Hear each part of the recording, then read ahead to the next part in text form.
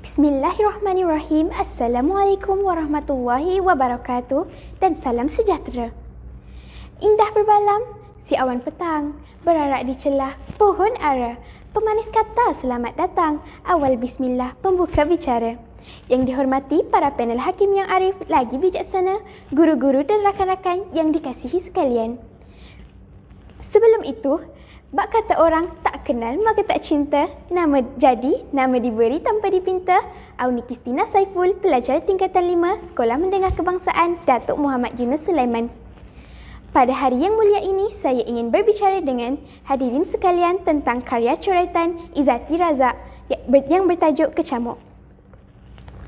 Umpama haruman si ganda suli, menarik diri datang kemari, bukan untuk bermain hati, tapi untuk karya dihayati.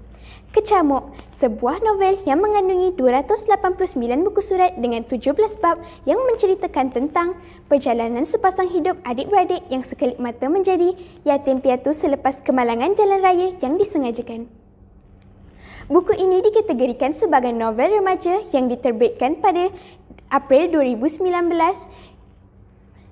oleh Kodakawa Gempak Star Sendirian Berhad.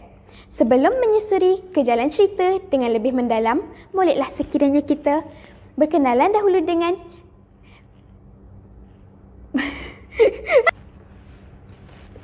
Sebelum menyusur ke jalan cerita dengan lebih mendalam, bolehlah sekiranya kita berkenalan dahulu dengan penulis kecil molek tetapi berjiwa besar di sebalik karya Kecamuk. Saudari Izzati Razak merupakan seorang penulis muda yang berbakat dalam bidang penulisan. Beliau merupakan seorang usahawan dan juga penulis yang muda yang sudah lama berkecimpung dalam bidang penulisan. Kecamuk merupakan hasil karya beliau yang kedua setelah beberapa tahun memendam idea.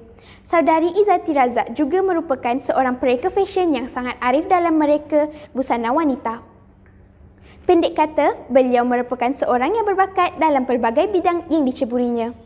Hadirin sekalian, meniti wasilah nirmala yang pertama, pembukaan karya disajikan dengan nota kaki tentang luahan watak utama iaitu Damia atau lebih mesra disapa sebagai Mia.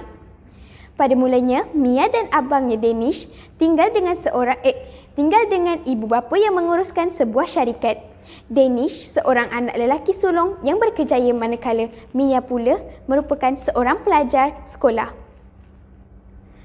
Namun, kejadian malang menimpa mereka sekeluarga. Perjalanan pulang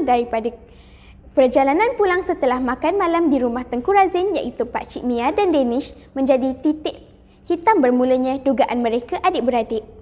Ibu bapa mereka meninggal dunia dan Danish pula dalam keadaan yang kritikal dan terpaksa menjalani pembedahan otak yang memakan masa selama 8 jam, manakala Mia mengalami kecederaan ringan seperti luka di tangan serta kepala.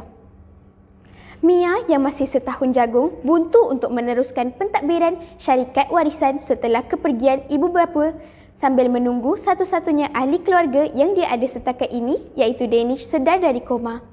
Setelah 3 bulan berlalu, barulah Danish sedar diri daripada koma, tetapi kesihatannya tetap dipantau. Daripada hasil rawatan dan pembedahan, dia kembali pulih dan mampu menjalani kehidupan harian seperti biasa.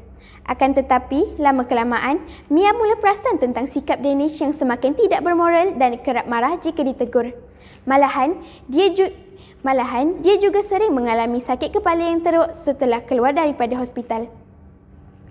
Setelah melakukan penyiasatan dengan lebih mendalam, doktor yang merawat Tengku Danish merupakan pengedar organ secara haram dan mendapat tugasan untuk menggagalkan proses pemindahan otak Tengku Danish dan menggantikan dengan otak Tengku Danish dengan pembunuh seorang.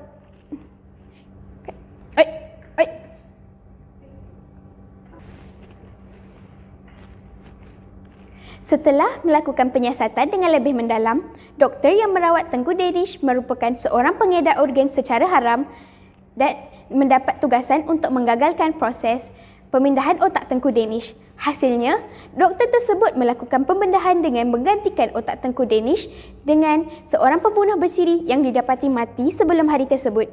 Dalang yang mengupah doktor tersebut merupakan pakcik mereka sendiri iaitu Tengku Razin. Akibat kejadian itu, Tengku Danish juga pergi menghadap Ilahi dengan cara yang tragis. Para pendengar hadirin sekalian, jelaslah bahawa kita harus mengambil iktibar daripada sebuah karya yang menyayat hati ini. Hal ini kerana kita mungkin tidak sedar terdapat duri dalam daging yang kita tidak nampak dengan mata kasar. Pendek kata, dalam ledakan teknologi yang kian memuncak ini, isu-isu pembunuhan antara adik-beradik semakin hangat diperkatakan. Maka, kita haruslah mengambil iktibar untuk sama-sama memperbaiki diri agar perkara ini tidak terjadi kepada kita. Saya menamatkan kupasan saya dengan serangkap pantun yang kerap kali hadirin dengar.